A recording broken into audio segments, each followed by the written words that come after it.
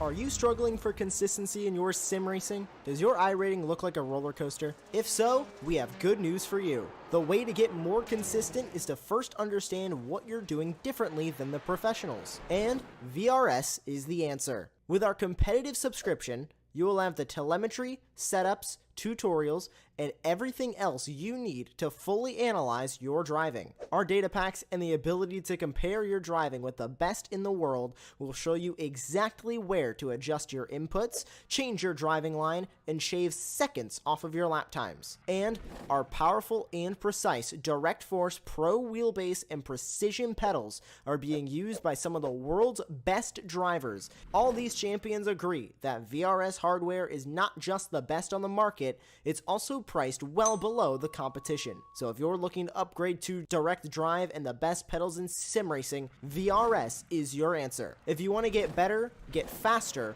and make it happen sooner rather than later, you owe it to yourself to find out why so many people are switching to VRS. You'll be so glad that you did. Visit www.virtualracingschool.com and learn why the best use VRS.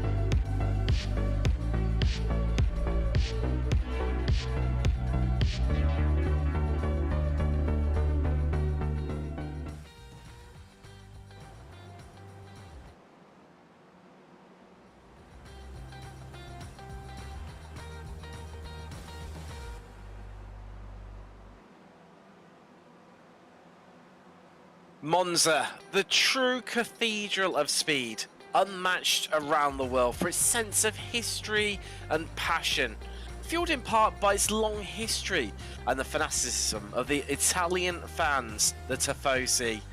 With the steadily decaying remnants of the high-speed banked circuit providing the backdrop through the parkland trees, the atmosphere here is like no other, a mix of speed, melodrama, and more than a hint of melancholy. But today, we see round 10 of the SRF Weekend Warriors presented by RaceVoice here on Apex Racing TV take to the track with myself, Tim Cox, Jonathan Grabowski in the production booth, but right now, as always, joined by Andy Thompson. Andy, we've both had a go this week at this circuit, haven't we? At different times and both drawn exactly the same conclusions. It's going to be short, furious, and with a big grid that SRF Weekend Warriors brings week in, week out. This is going to be tough and challenging to say the least.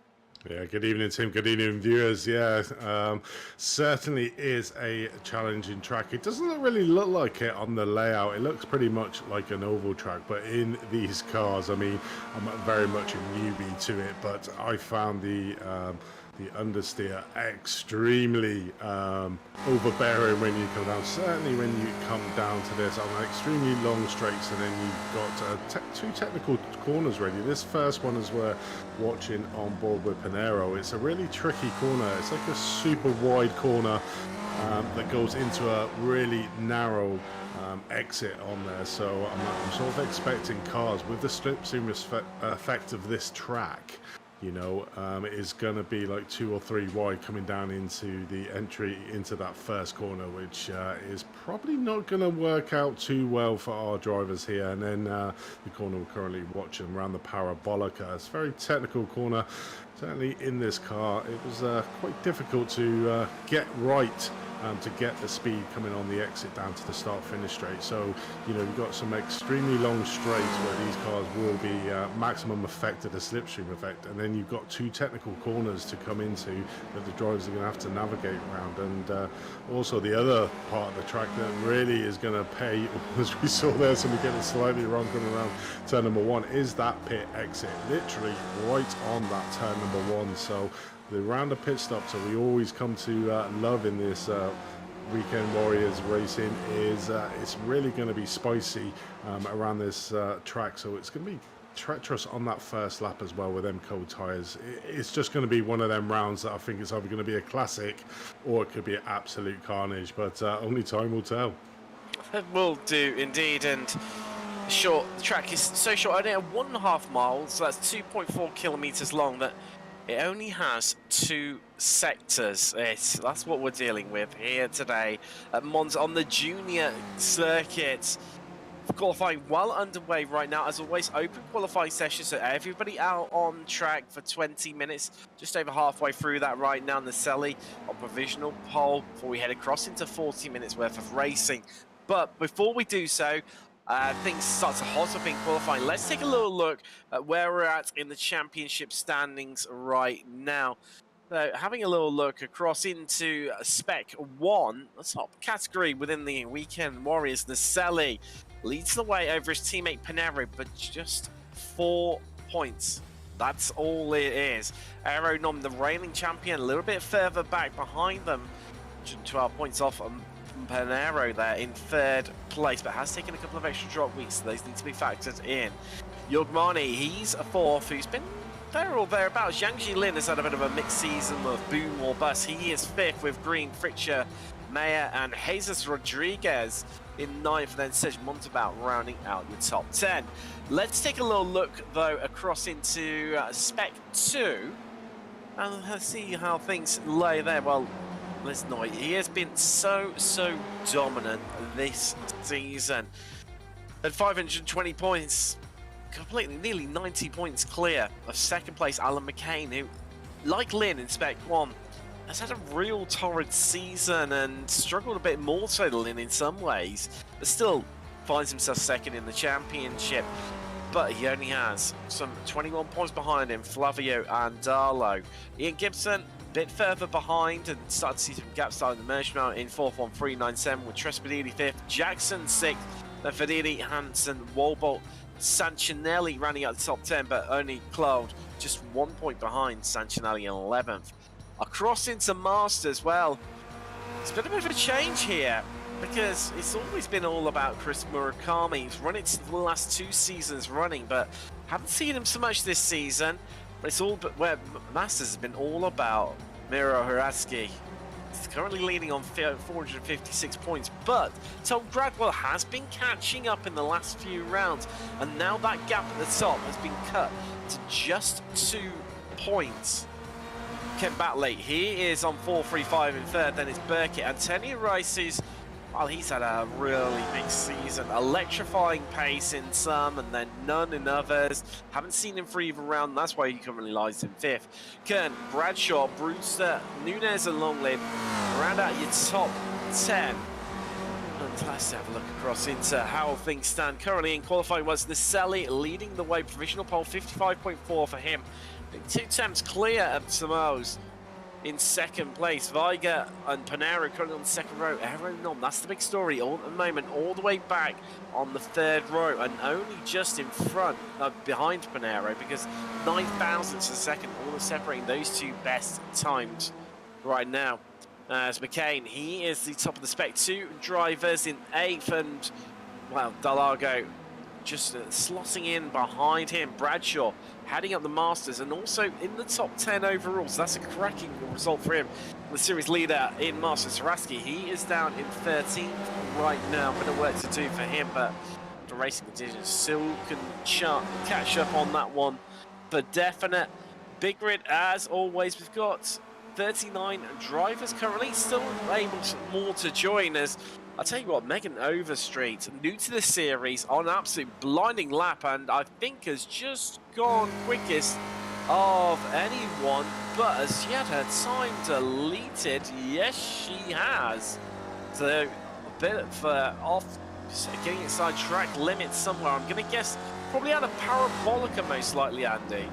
Yeah, probably Parabolica or the corner we're watching now coming out of turn number 3. Really got to watch how far you get over onto the curb on the right-hand side of that. So that may, well, to be fair, Tim, they're probably the 2 obvious places, being that they are the exit corners, and obviously the parabolic are an extremely long right-hand corner. But it's certainly interesting, and to be honest, looking at Naselli, that is probably in Spec Racer 4 terms the biggest lead that anybody has had between first and second. We're normally talking hundreds or thousands of a second. We're actually talking around about 0.2 of a second. So in Spec Racer 4 terms, that's a country mile, and then you can see the gap between second all the way down to sort of 6th, 7th of Manny and Maya, extremely close out on track, which is what we normally come to see. But Naselli, at the moment, 0.2 of a second clear of everyone else in the field. So maybe this is Naselli's round.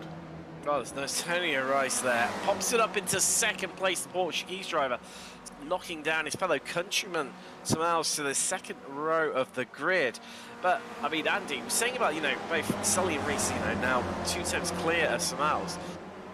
Around this short circuit, you were saying about how it's a country mile in terms of the Weekend Warriors series, but there's a bit of a half spin in the background there. Didn't quite catch who that was. Wow, and that's McCain also involved in that one too.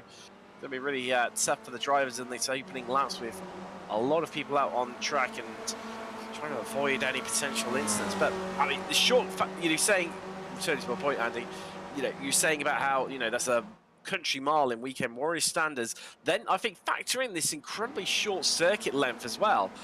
That just shows what incredible times have been set by those two drivers, Naselli and Rice. Yeah, Rice, obviously, we come to know, has been extremely, as we see a car there just off into turn number 1 in the exit. But we come back to Reese. Reese is obviously, like you were saying, has had a bit of a mismatched series. But one thing that Reese is exceptionally good at is the qualifying sessions. We always see him in the top half of the Freedom Masters drivers, but sometimes struggles through the race. I mean, he is perfectly placed in this race, because you mentioned just then that first lap, with the cars being in close proximity of each other.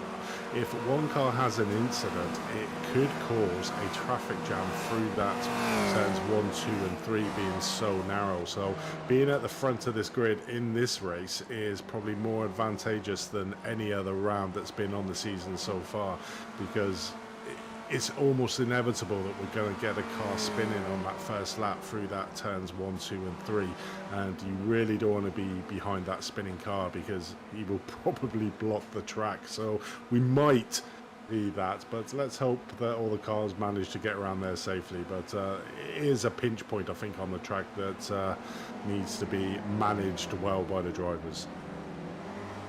Wrong there, Andy. Definitely a pinch point, and it's going to be interesting in the first few opening laps. See how our drivers navigate through that section. Pretty much the whole of the first sector is what it takes up. As they head down, they see drivers heading down the back straights here. Going to be a lot of slipstreaming, overtaking into Parabolica, but then it's going to be all about that race to the line, and it's going to be a few frantic moves being pulled out on the final lap, definitely to try and move up positions or even a battle for the victory. Remains to be seen. We've got about 30 seconds left in qualifying before we transition across the race, as mentioned earlier. 40 minutes of racing here today from Italy at Monza. 40 minutes of action, drama, excitement, undoubtedly. And wow, after today, I can't believe where the season's gone. Just 2 rounds left, both across in the States. Next week, we're off to the Charlotte Roval here at the SRF Weekend Warriors before we close out the season at the notoriously bumpy Sebring. So they're going to be 2 very different tracks that offer up different scenarios. But I remember last time we visited Charlotte Roval, wow, that was a real cracking race, one to watch out for. So great calendar, as always, being put on within the Spec Racer series. But checker flag is out right now. Naselli won't improve. He's in the pits, likewise Samaels, Pinero, and Norm at the top standings. But Vini at the moment looking a bit vulnerable in that second place in Spec 2. There's a few others as well. Delago dipping in. McCain could improve further. Antonio Rice still out on track. There goes McCain. Has he improved? Well, I think he's improved ever so slightly on time-wise, but won't get to improve any further. Looking like he's going to start from 9th right now. Yogmani managed to improve on his time, remains in 7th place.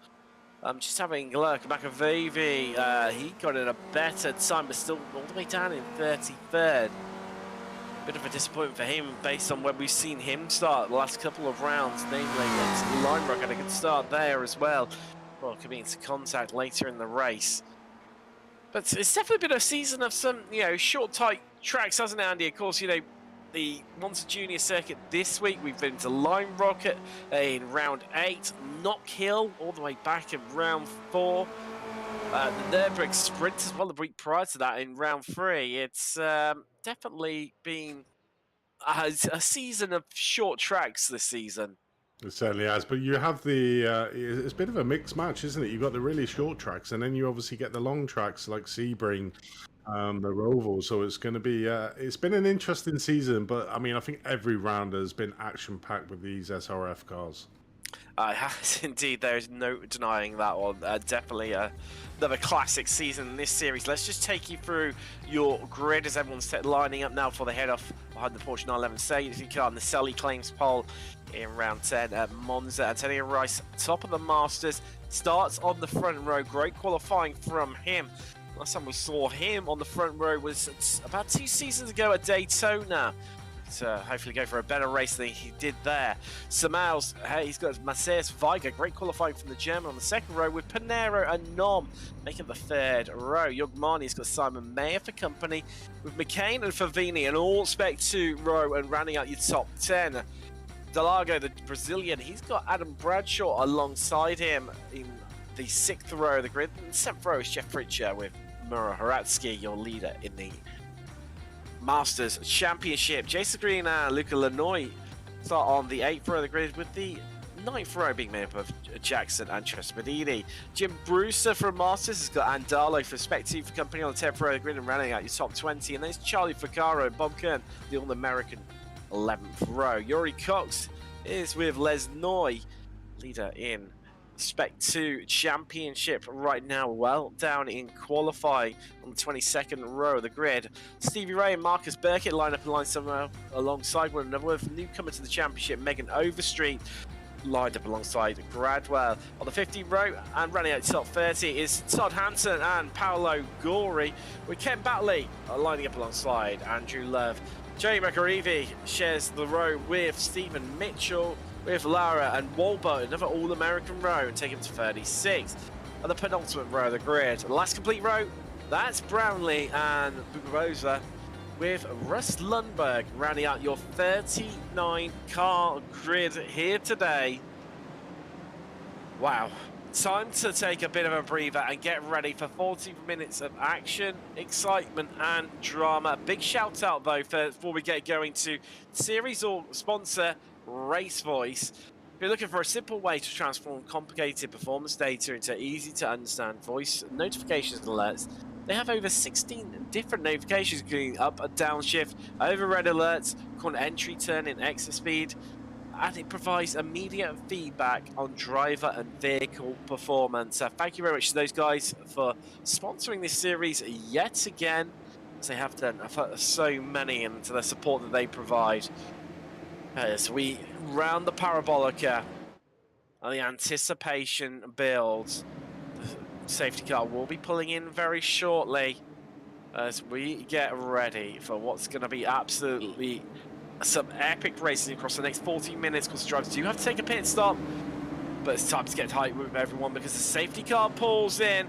Let's get ready to go racing in Italy at Monza. When will Naselli go? Well, he is going, and he catches Antonio Race a little bit off aware there as Nom trying to make some progress. Samals is edged in front there of his countryman Rice as they're already onto the brakes into turn one. Everyone trying to get through in an orderly fashion on this first opening lap, just filing in. No one, the 22s, so there's been a big incident in the background there. 2 cars around 3, 4, 5. There's everyone having to check up there. The 22 is incredibly slow. McCain's caught up as well. Oh, there's been a big shunt, and the track is absolutely blocked. And that's going to allow a big gap for our opening set of cars, as everyone tries to sort themselves out right now. Brewster, one of the drivers, caught up in that Trespanini.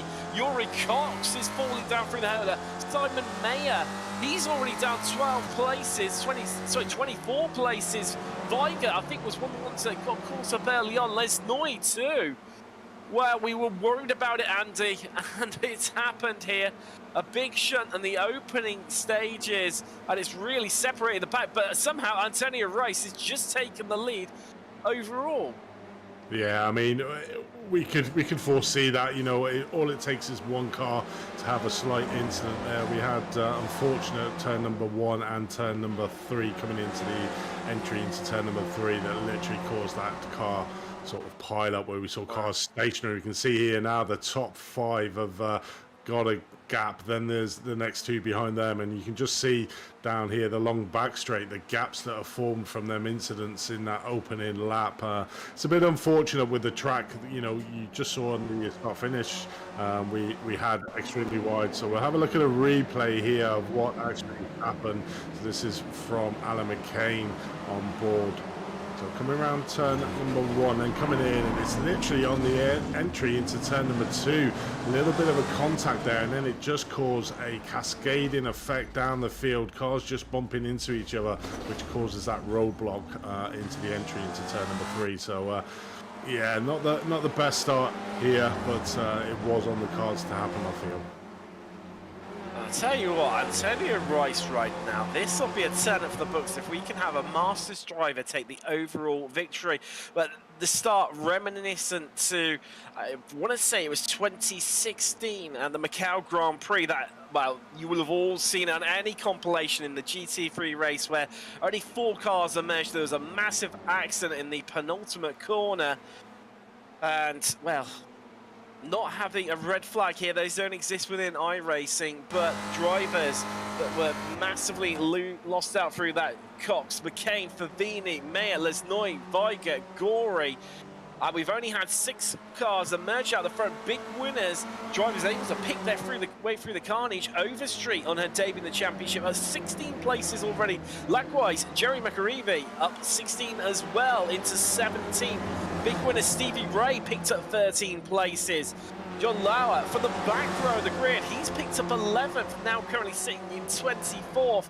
But this group up in front are pulling away right now, and they've got some serious fresh air between those 2 cars behind them as Jorg Marni putting a lot of pressure right now on Antonio Rice in this battle for first, but they're remaining orderly and a little bit calm. And I think just from where we've seen that, you know, I'm sure they would have heard over the radio what was seen from their relative, what was going on.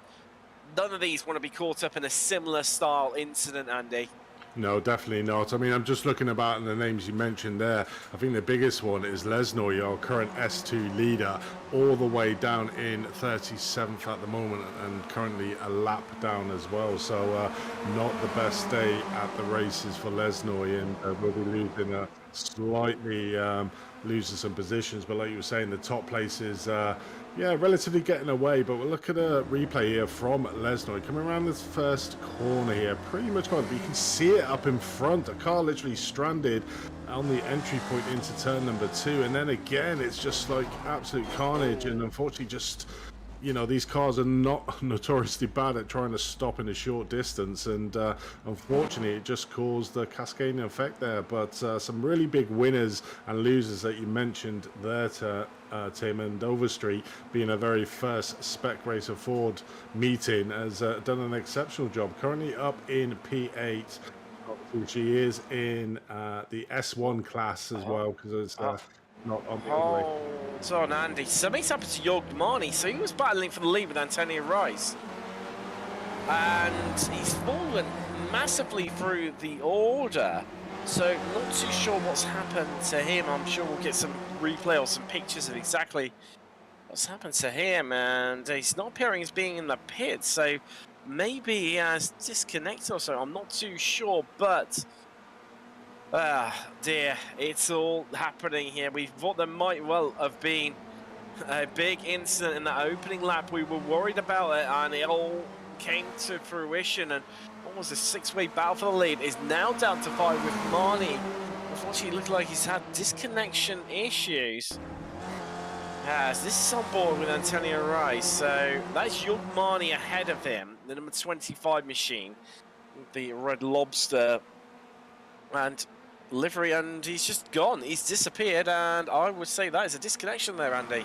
It certainly looks like it's the worst possible thing, leading the race out and disconnecting at least he disconnected and didn't cause any issues to any other driver, but he'll be fuming in his sim rig at the moment, frantically trying to get himself back in the race, but that's pretty much put pay to his day's racing. I mean, just looking out on track there, we're currently on with Fritsch there, you know, the damage on some of these cars after that first lap incident didn't really affect the aero damage or the aero effect that much if they're following a fully compass Mentis spec racer Ford on this track. It's very much when you're going to be in the front, but you can sort of see the damage there on the back of Fritsch's car, the carnage that was caused. And you can see in the timing tower the carnage, so the first 5 getting away all relatively close together. Reese heads out the field, just been overtaken by Naselli, Simones, Nom and Pinero getting out in front. Then you've got a battle with Bradshaw and Delago there in 6th and 7th. Then another 7-second gap back to Araski,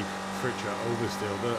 The whole field has sort of been split apart into mini packs of drivers going in. The biggest pack seems to be from Brewster down in 17th at the moment, going down the field for there. So it's just been decimated after that first incident. It's always something to be mindful of, I think. And half the time in these iRacing races is, you know, you really got to make sure that your first lap is clean. And if not, you don't try and pick up any damage, because that can really affect the rest of your race here. So a lot of the drivers there that you mentioned earlier on, their race will be massively affected due to that incident. But we'll still see some excellent racing out on track. As you're seeing right now, nearly a free wide there into Parabolica. Brewster battling out with Hansen and Lanoy there. Hansen getting the help at hand there. Holding on to there.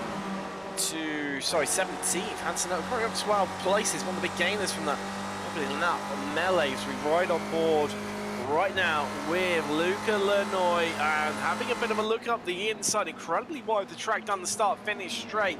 I thought that was going to be a little bit adventurous there, but definitely Hansen and Brewster something to think about. But Brewster making up big gains here with passing 2 cars down the straight. That is the power of the slipstream here, but they're still going at it as the 920 there. That's Marcus Burkitt just getting a little bit wide on the exit out onto the back straight. Just comes out on the exit of Ascari there on the standard layout, Grand Prix layout of the track, as Hudson still going at it here with Brewster, reclaims that place. And it's all about the slipstream here, and I think we're going to see a lot of that. People just trading places, just like we're seeing going on right now between Fritcher, Haraski and Overstreet, tucked up right in behind them to make some gains. These 3 have been trading places left, right and centre, and luckily for them, they're in a little pocket of their own right now, which allows them to do so, Andy. Yeah, it certainly does. And what this will come in is to the latter phases of this race. Certainly if you have got that slipstream effect as we're riding on board with Overstreet, just giving a little bit of a bump to the back end of Fritcher's car. I don't think it needs any more damage than it currently already has, but Overstreet just giving Fritcher a little bump draft down that the back straight there. But yeah, it's going to be interesting the last lap. We've seen it before, you know, the tactics of not wanting to lead out on this last lap. So it's going to be interesting to see what the front runners and the rest of the field, what they do on that last couple of laps to line themselves up for that possible race win, or them extra couple of points from position gains, because like you said, the slipstream effect down around this track is exceptionally strong. We're just approaching quarter of race distance. Your leader at the moment is Naselli. Antonio Rice going for gold, the Masters driver. Currently in 2nd place with Samals, his fellow countryman behind him. And last, the overall podium position is left podium in Spec 1 at the moment is Nom, currently in 4th overall. Then it's Panero making it that first lead group. Then Bradshaw, 2nd in Masters, 6th overall. Still a cracking result for him. Delago, 7th overall, leader in Spec 2. Haraski running a podium in Masters as Rice reclaiming that lead once again. He's absolutely loving it out here at the front, is the Portuguese driver right now. As ready at your podium in Spec 2 is Andalo and Jackson. They're 12th and 13th overall. Overstreet going great guns up 17 places on her debut and going to round out the top 10. as Andalo into the pits. So first of our pit stop takers very early, but he has got that damage to the front right corner. Now I am getting word that apparently the reason for the, well, the catalyst for that big incident in the opening corners of the first lap was due to Matthias Weiger's VR headset crashing, which then set off, obviously, where he naturally couldn't see whatsoever what was going on, and just was the catalyst for that big incident we saw with the track being blocked as well. So keeps you up to date with what's happening there, and the most probable cause as we ride on board with the Scot, Jerry McAreevy. And that behind him right now is Jason Green. McAreevy up 20 places already.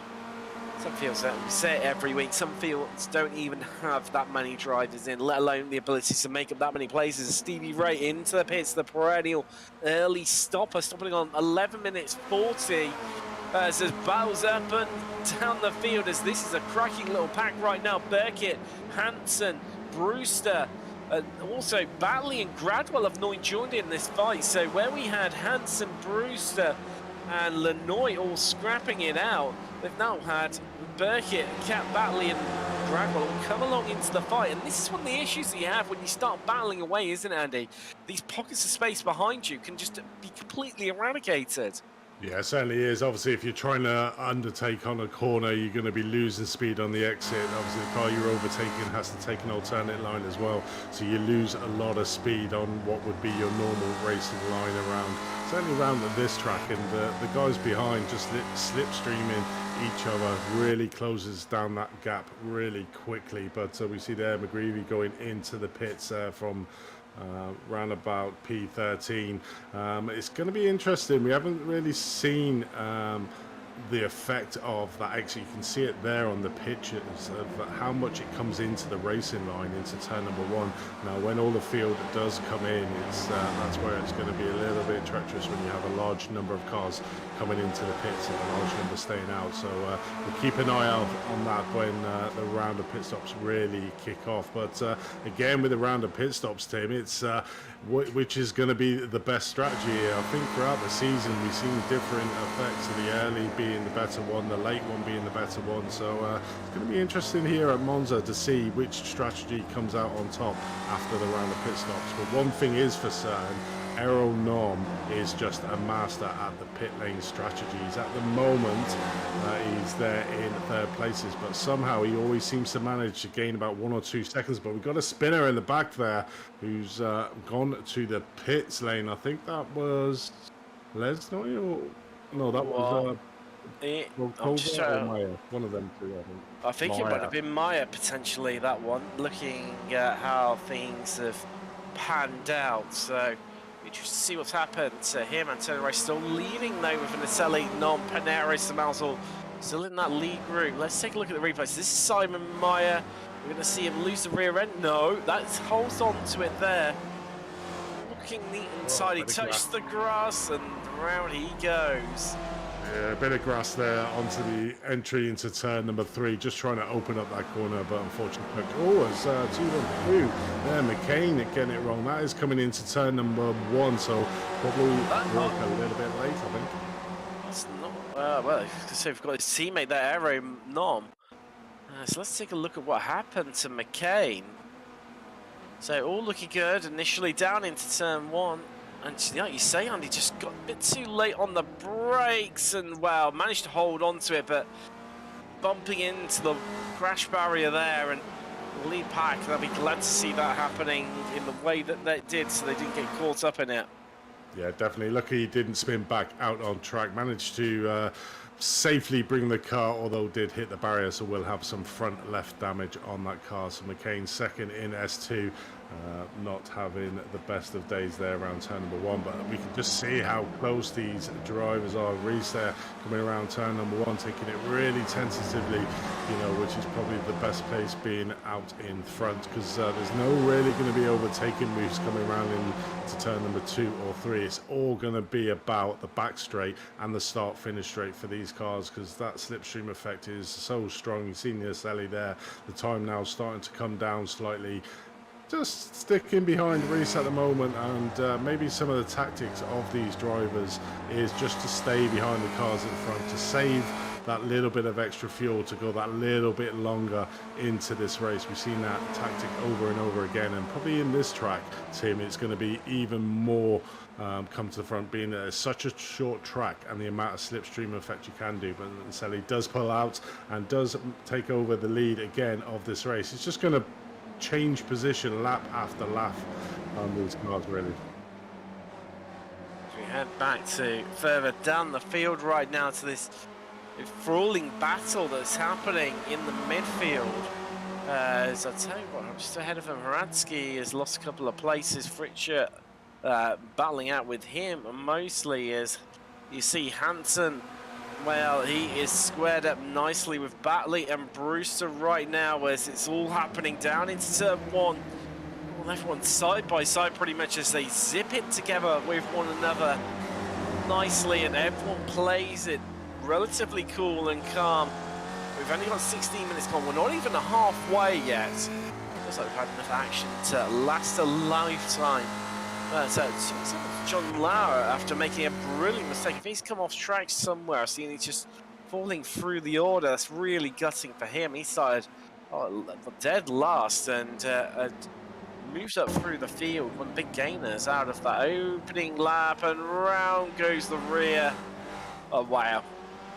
That was very close to contact with Yuri Cox there.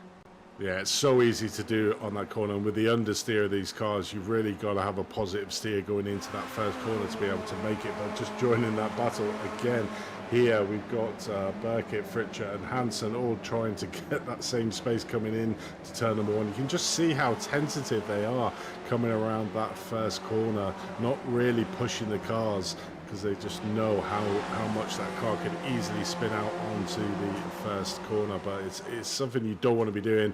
Obviously, all the action you want to keep for these straights, because of the slipstream effect, the power of it is so strong as we watch on board with Hansen.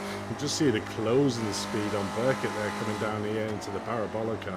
Not making a move at the moment, Hansen, but it's just inevitable if you're this close to the car in front that you're gonna have that big run on the car coming down one of these straights. And yeah, just at the moment, just leaving it to think we're currently back up to the front with Overstreet, followed by Fritcher there, the car number 43 that's sort of seen better days. The front and back of that car now damaged, but still will be able to keep the speed, and having that slipstream effect is all the important. If he was out in front, it might be a different story.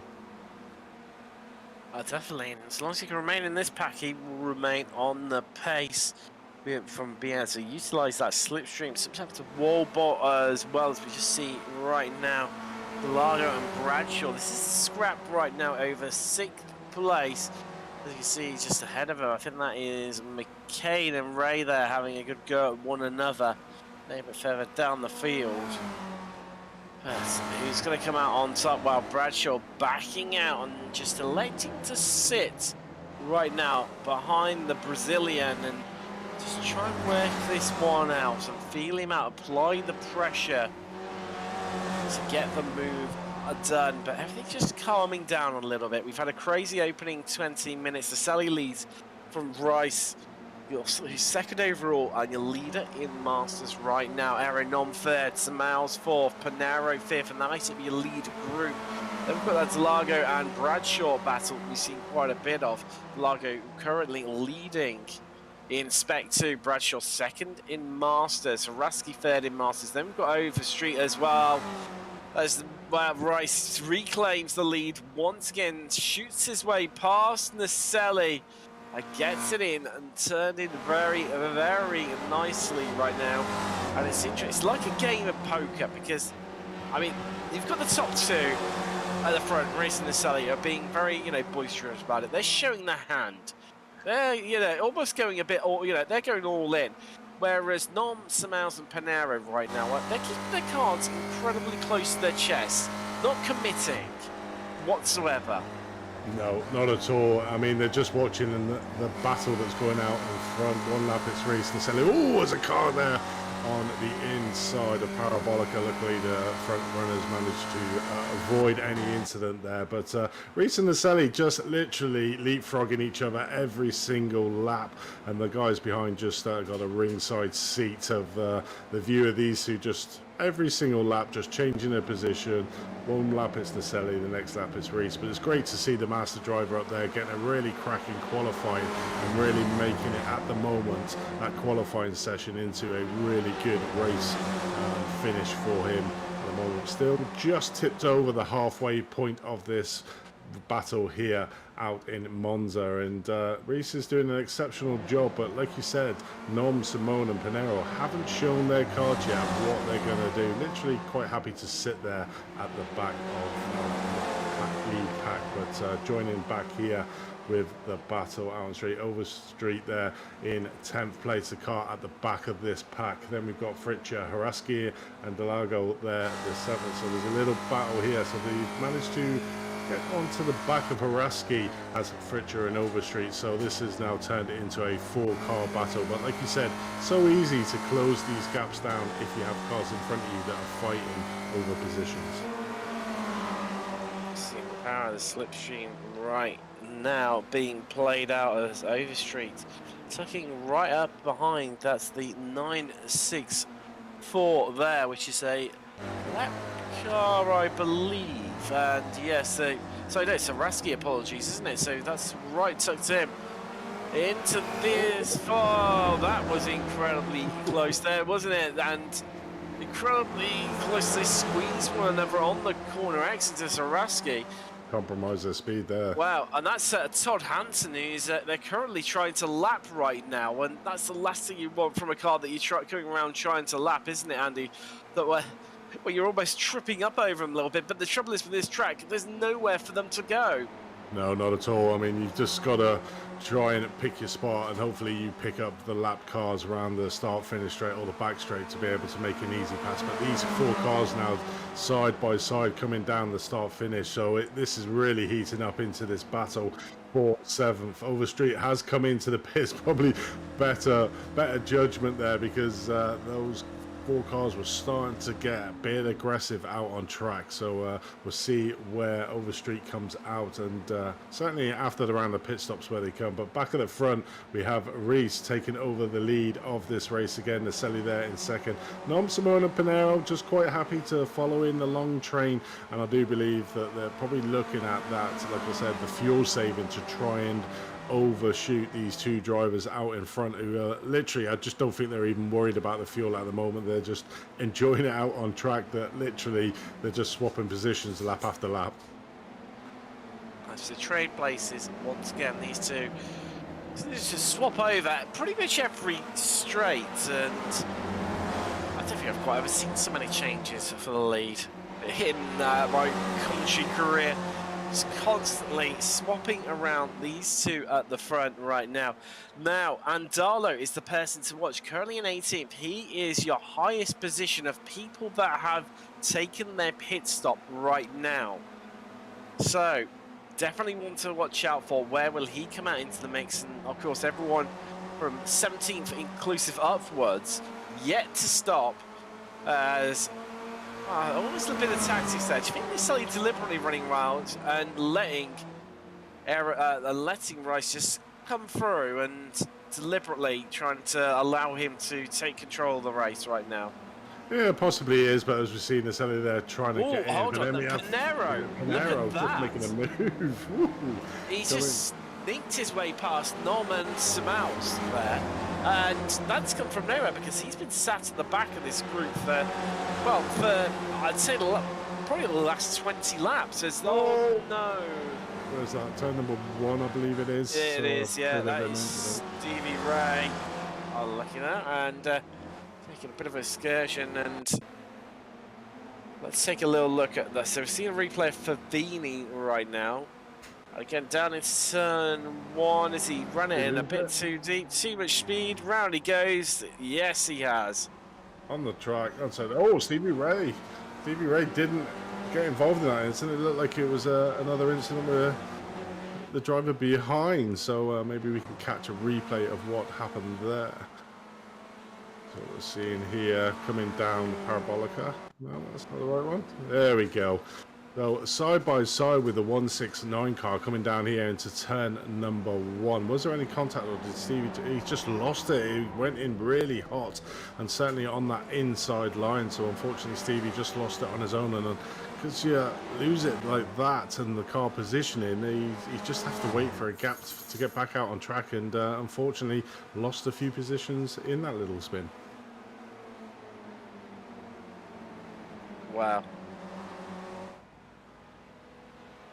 We are 26 minutes out of 40, completing round 10 of the SRF Weekend Warriors. And right now, we could be in for an absolutely memorable round. We've never had a Masters driver take the overall victory. Can tonight be the night that we see that record broken and Taylor Rice going for gold here at Monza? As we see this battle in the midfield right now, it's all up and down. Bradshaw's into the pits. There is our lead group as well. It's all happening right into pit window now. We're going to see a lot of drivers come in.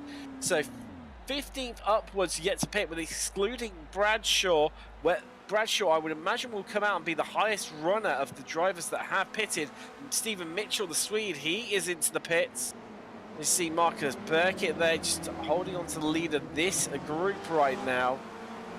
As Bradshaw is out, so it looks like he's now going to be our de facto leader of drivers that have pitted on track. Or is he? I tell you, it's going to be close between him and Trespididis, Naselli and Rice. They have swapped places yet again, and it's been the norm for these two. Different way around this. Normally it's been Rice taking the lead along the start-finish straight, but different way around this time as Zalago is into the pits. Where is he going to come out? He should come out around Bradshaw, who's currently in 14th place right now, with someone else heading in the pits in the background. That is John Lauer, and he is in. Burkett's in, Gradwell's also in that little battle, that little gaggle of cars we've been scrapping away for so many laps. When our leaders come in, and I think the interesting one here, Andy, is for the guys further back in this pack, as Naselli and Rice swap places again for, I've lost track of how many times, is I think it's probably a bit easier for them because they can react to what's happening in front of them, whereas the guys at the front can't necessarily react to a pit stop being made by the guys behind them. No, definitely not. And another factor is, as we're watching on screen, it's all the back markers. You can see they're all stripped down the back straight here. There's about 7 cars now that these front runners are going to have to try to navigate, and it's all about picking where you actually try and put your pit stop. Do you go in now and avoid the fact of you've got slower lapped cars in front of you, or do you just try to pick your way through the field? I mean, being in the first position on this track is probably not the optimal position to be in, because you've got the top 5 really close together, as we see there. Reese into the pits, and he goes into the back of Trespidini there, the 767 car, so probably not the stop he wanted to do. Well, what's going to hurt him as well, where Trespidini checked up massively early, that's going to have lost Rice quite a bit of time there, and that could potentially be a defining factor in who takes victory here today in round 10. Or will it? Well, we haven't got long to find out. 10.5 minutes left on the clock to be precise right now. And now we're down to 4 in this top group. Where will Rice come out? He's still caught into the pits, so he's heading out now. So there we go. And he's coming out behind Trespidini, who obviously came into the pit box with. He heads out now. Rice is down into 5th place. He is some 38 seconds behind Samaus, as Naselli is in from the lead. He breaks away. Not everyone else has gone with him, as Leroy and Kern also visit the pits. Everyone up until Andalo in 7th has now been lapped, such as been the ferocious pace. Obviously, that big incident on the opening lap playing a large part in that story. But now we're down to Non, Panera, and Samaus at that front group. Where will Naselli come out in relation to Antonio Rice? where is the Portuguese driver? Well, he's just heading around Parabolica right now. And that is going to be a real interesting one as the Selly is on pit exit. And I think that Rice has lost quite a bit of time in that fight. Although Naselli is going to have to get back up to speed, but he is going to come out well in front of Antonio Rice, who I think is just only heading across the start-finish line. Yeah, so it's just turning into turn 1 now. So that pit entry, I think that may have cost him the race here, and I think that might be it as all Nom. Well, the rest of the group, they are in Nom, Panero, and Simals right now, and then we will know how this one is going to pan out as McCain also coming into the pits in the background there. Game on, Andy. It's game on. It certainly is. Oh, I did think Norm Bonero and Simone's would maybe get an extra couple of laps over Naselli and Reese due to the fact that they were just in the aero stream, but you can sort of see the gap there, and it's exactly that.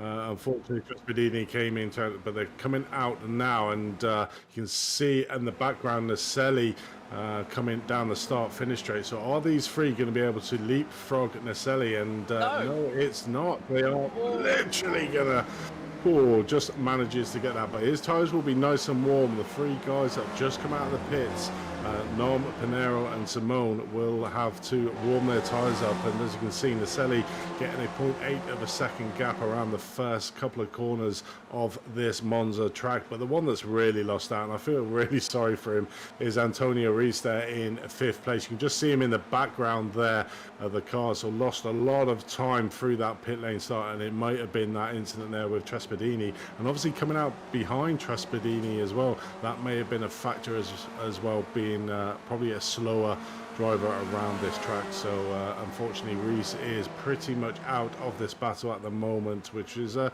bit of a disappointment. We're not going to see our first master winner here in Spec Racer Forward, but currently on board with Pinero, our 3rd place driver, just trying to chase down Nom there in 2nd place. The gap's down to 0.4, 0.5 of a second, so these guys now, temperature in their tyres are up to speed, and they're really trying their best to close that gap. And with the slipstream effect down here, 0.5 of a second will easily be eroded into on these straights. So it's sort of game on now for the last 7 minutes of this race, as we always come to see in Spec Racing Forwards, really close battling at the top of the field.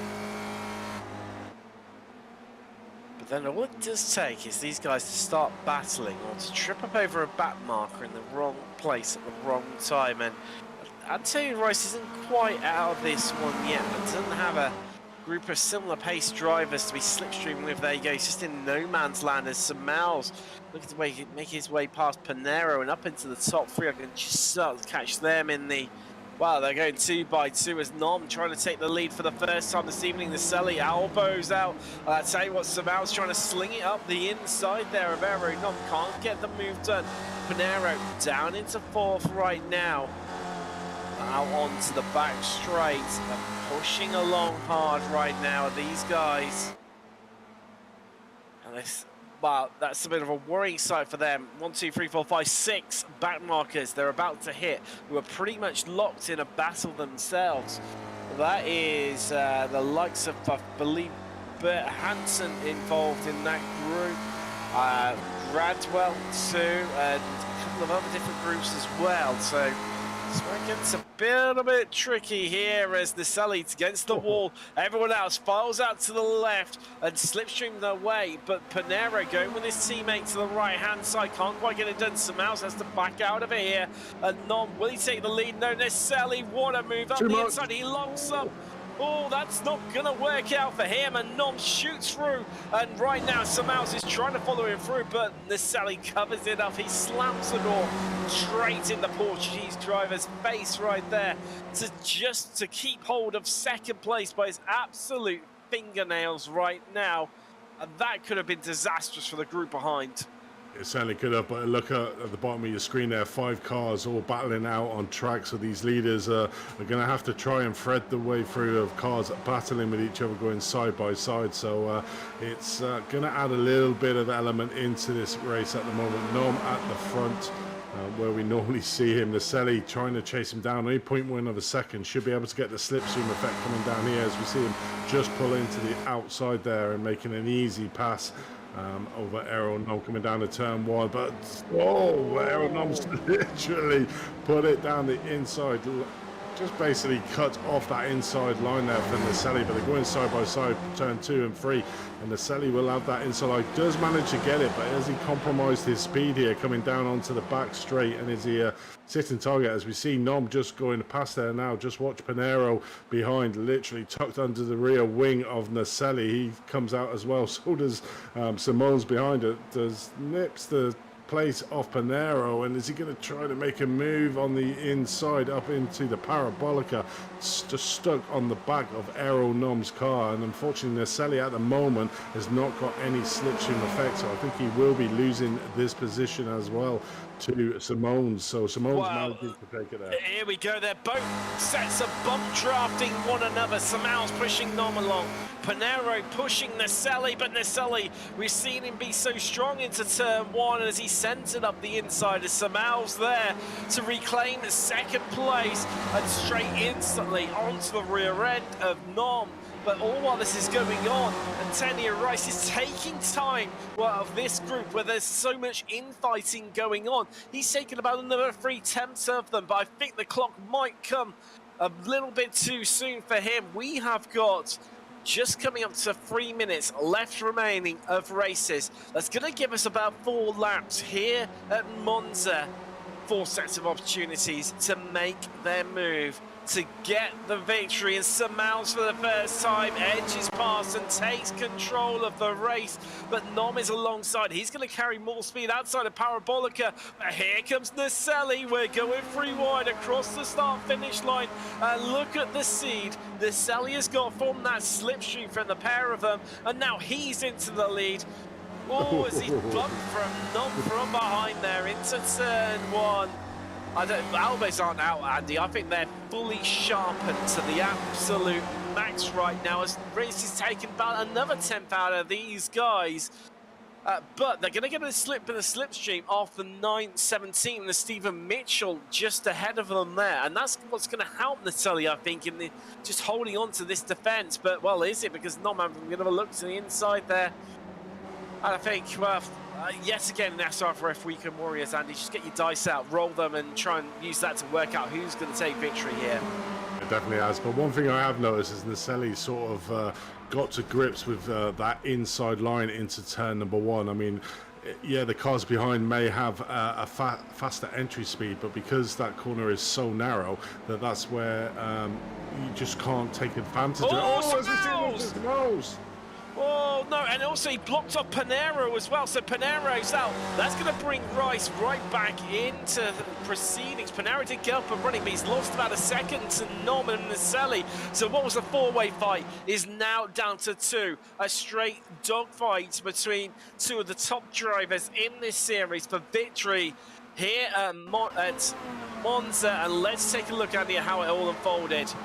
Yeah, we see here literally battling out and coming down to the inside, just literally put a little bit too much overspeed, lost the back end of the car spun out. Luckily didn't take out any more drivers, but did hold up Pinheiro there, and like you said, he's now coming back into the clutches of Reeves, a little bit of gap, but we do have the last lap here, so this is a last lap shootout, and I'm just thinking Nom is in exactly the right position here to make that move. 0.3 of a second, just needs to get a really good exit out of turn number 3 to follow that back straight, and should be able to get a passive move, really trying hard and aggressively into the exit into turn number 3 and the entry into there, literally tucked up behind, only 0.1 of a second behind us. Here he comes, Aero Nom just looking on the inside, then just dives onto the outside here, so it's going to be a straight race around the Parabolica. Who's chosen the right line here, as Nom just tucks in behind, but takes that inside line here for Naselli, and it's literally a dog race here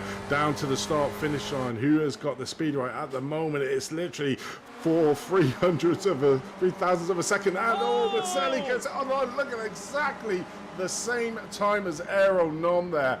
Wow, that is a photo finish. Don't think I've ever seen it that close in iRacing. Wow.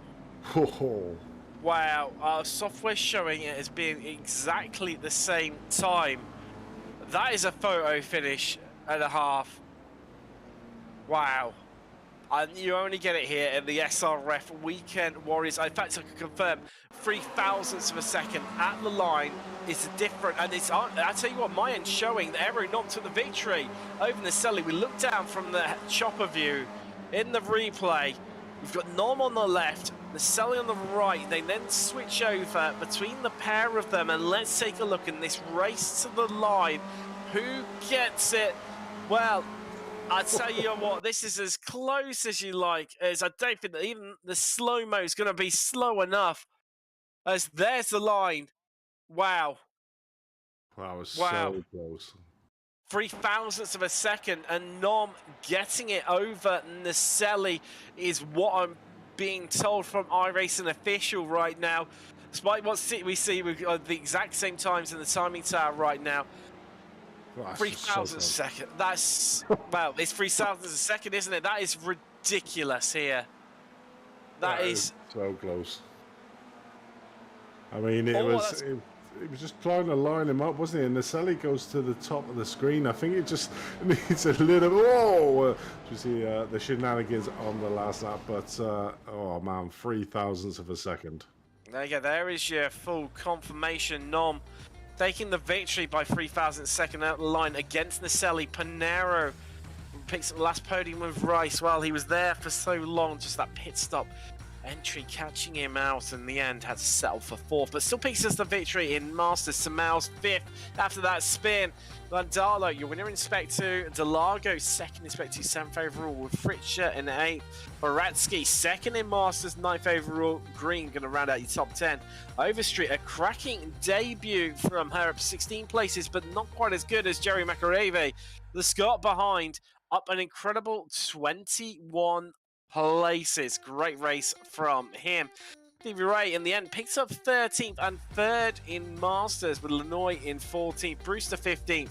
Todd Hansen ran out your podium in 16th for Spec 2, all the way down to 16th with Vicaro. Gradwell and Bradshaw. Mitchell going to round out your top 20. Then it was Bally in 21st, Love, Trustbadidi, Cox, McCain, Brownlee, Jackson, Burkett in 28th, with Lanoy and Walbog going to round out your top 30. Then Lau and 31st for Vini, 32nd that's into retirement. Bob Kern, we lost him on lap 31. Bukazoba lost on lap 13. Likewise with Simon Mayer as well. Lundberg we lost on lap 6. Yormani on lap 4 after disconnection. Matthias Weiger, well, caught him that big incident due to a disconnection with his headset. We lost him on the opening lap in that melee that happened down at Turn 1. And Paolo Gori unfortunately did not make the start. Let's take a, well, we'll see if we can catch up with some of our drivers. Let's have a chat to, well, our winner here today, Aero Nom. Congratulations. I mean, 3,000 of a second at the line. When it came across the line, had you got any idea that you'd won? Yeah, I can see I'm a little bit ahead, but yeah, going to the last lap, I didn't notice the last lap. I thought it's 2 more, but yeah, I was close enough.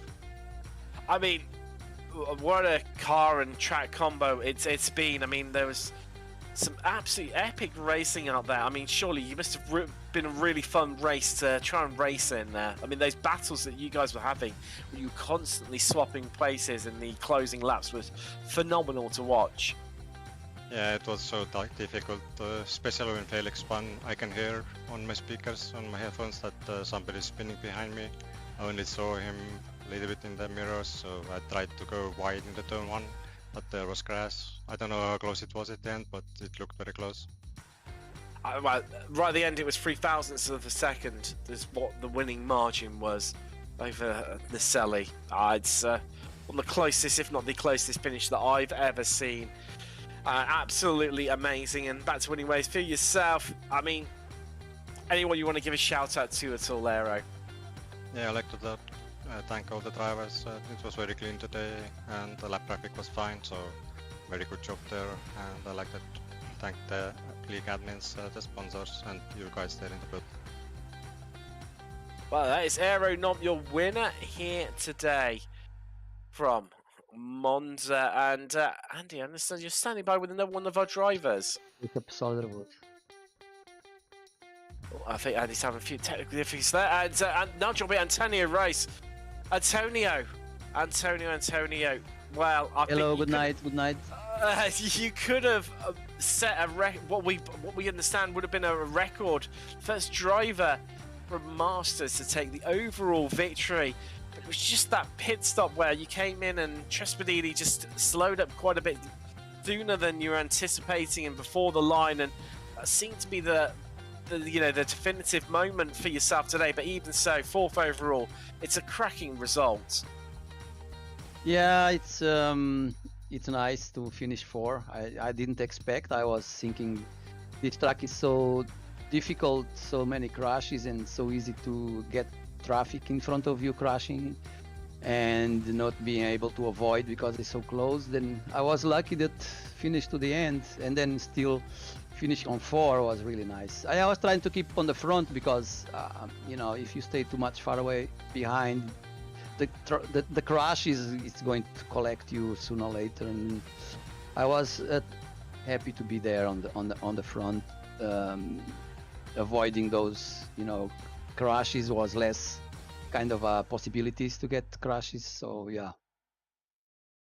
It was definitely a tricky race out there indeed, but even so, it looked like absolutely epic fun you were having in those, before the pit stops where yourself and Naselli were constantly switching places, once or twice a lap at times. I mean, it must have been one of the most enjoyable races you've ever taken part in, surely. Yeah, it was really fun, a lot of fun doing that, and then I was pushing all the time. I was not saving at all. So that's why I lost also time on the pits because I need more fuel, maybe 1 liter or something. But yeah, it's I just here for have fun with the guys and be happy racing and staying together and making some challenging if I can. Though yeah. Definitely. And Antonio, before we let you go, anyone you want to give a shout out to at all? Yeah, sure. For Steve Ray, our organizer and the father of this league, and then for the RaceVoice sponsoring, and for you guys broadcasting, for Manny and Felix to help me on the qualification with the draft, and for the viewers and the drivers. Yeah. Definitely. That's Antonio Rice. He picked up the winning Masters and 4th overall here today from Monza. Now, Andy, I understand you've managed to grab another one of our drivers. Yes, I have. We've got Flavio Andalo joining us here in the commentary box. Flavio, pretty much quiet race from your point of view. Really wasn't on the broadcast a lot. It must have. Was you aware of all the carnage that was going on around you? And was you caught up in that first lap incident? Yeah, thanks Andy for having me here. I saw that was a roadblock. I just saw in here that Matthias had an issue with his VR, and that's why he braked at turn 2. And I was caught there, got some damage. So I kept just following Stevie Ray, saving some fuel. And then when the pit window opened, I just got the perfect pit stop that I came right behind the leaders. So I just stayed in the leaders draft for the whole race, and it was quite comfortable for me. But I noticed that there was some issues going on. Yeah, there certainly was up and down the field, but having the front runners to pick up onto the tailcoats of is a real advantage. I mean, you mentioned about the slipstream effect around this track. Just give it from a driver's point of view of how quick that slipstream and how much of an advantage it was around this track. Yeah, it's just insane the amount of slipstream that I had to brake really early for turn 1 and turn 3, and because even the leaders had to brake early, so because of the draft is so powerful. So yeah, that really helped a lot. I was following the top 5, and then I ended just in P6. It was just perfect for me. Yeah, definitely is. I mean, this season's been real differences in track. We got the shorts track, like we've been around Lime Rock Park, this track.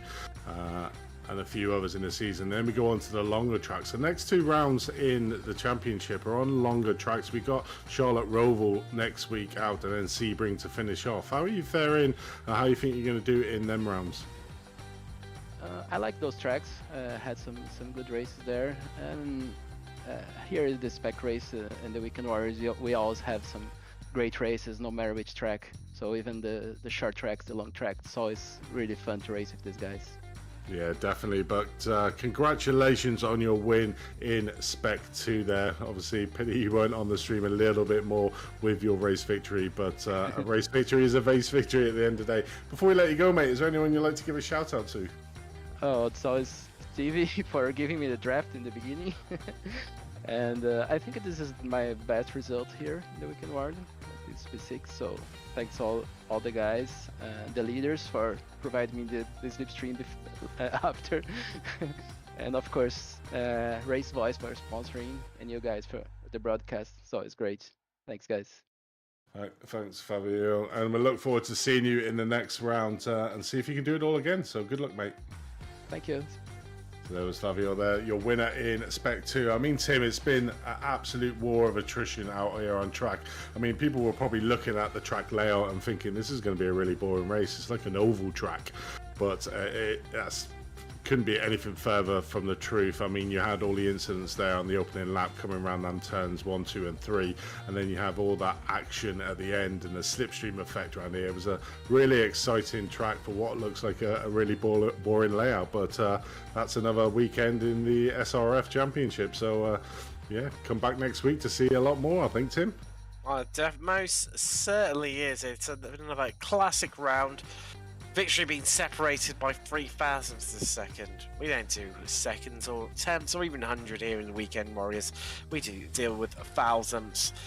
So going on right now on Apex Racing TV is IGP Fun F3. They're about halfway through race lap 15 out of 30. Coleman currently leading that one. You want to join Austin and Seb for that one. Always great action, big grids like this one, but wow, it's been an absolute another barnstormer here in the Weekend Warriors from Monza.